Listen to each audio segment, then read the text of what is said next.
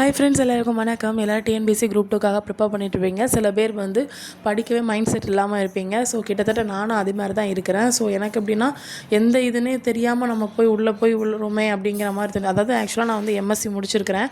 என் friend வந்து BEd complete பண்ணியிருக்கா. So அவன் என்ன பண்ணிட்டா, நான் வந்து குரூப் 2லாம் ப்ரிப்பேர் பண்ணல. நான் அதுக்கு பதிலாக நான் வந்து என்னோட டீச்சர் லெவல்லே நான் போகிறேன் அப்படின்னு சொல்லிட்டு அவள் வந்து இது பண்ணிட்டு அவள் அந்த சைட் போயிட்டா. ஸோ எனக்கு வந்து என்னென்னா, எனக்கு வந்து ரொம்ப இதாக இருந்துச்சு.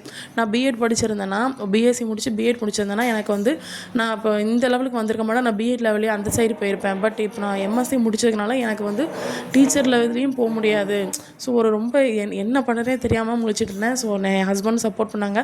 ஸோ பிஎட் படிக்க இருந்தால் படிச்சுக்கோ, ஒரு பிரச்சனை இல்லை அப்படின்னு சொல்லி சொன்னாங்க. இன்னொரு பக்கம் வந்து என் ஃப்ரெண்ட்டை நான் டக்குன்னு ஒரு மெசேஜ் பண்ணேன். அவகிட்ட அவள் சொன்னான், இது மாதிரி நீங்கள் அதெல்லாம் ஒரு பிரச்சனையும் இல்லை, மெதுவாக படிங்க, என்னைக்காவது ஒரு நாள் கண்டிப்பாக அந்த வெற்றி வந்து நமக்கு கிடைக்கும் அப்படின்னு சொல்லி எனக்கு நிறைய அட்வைஸ் பண்ணான். ஸோ அதுக்கப்புறம் எனக்கு கொஞ்சம் மைண்ட் ரிலாக்ஸ் ஆகி ஸோ கொஞ்சம் நான் நார்மல் லெவலுக்கு வந்தேன். சரி, ஓகே, நம்ம இனிமேலாவது படிக்க ஸ்டார்ட் பண்ணுவோம். இதுக்கு முன்னாடி அங்கங்கே பெண்ட் பண்ணி அப்படி விட்டுட்டு போயிருந்தோம். ஸோ இனிமேலாவது படிக்க ஸ்டார்ட் பண்ணுவோம் அப்படின்னு சொல்லி ஒரு முடிவு எடுத்திருக்கேன்.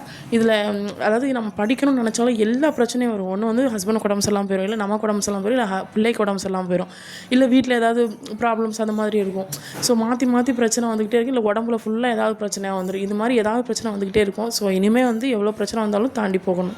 ஸோ தமிழில் வந்து ஸ்டாண்டர்ட் வைஸ் வந்து இப்போது 6th ஸ்டாண்டர்ட் வந்து 1 வீக், 7th ஸ்டாண்டர்ட் 1 வீக் அப்படின்னு சொல்லி 8th, 9th, 10th, 11th, 12th அப்படியே போயிடுவேன். ஸோ நெக்ஸ்ட் வந்து மேக்ஸில் வந்து சார் கொடுத்த டாப்பிக்கில் அப்படி 1 by 1 முடிச்சிடுவேன். ஜிஎஸ்லையும் அதே மாதிரி ராஜா லெசன் கொடுத்துருக்காங்களா, ஸோ அதை 1 by 1 முடிச்சிடுவேன். இதுதான் என்னுடைய டார்கெட்டாக இருக்குது. நம்ம எவ்வளோக்களும் முடிக்க முடியுமோ அவ்வளோக்களும் முடியும்.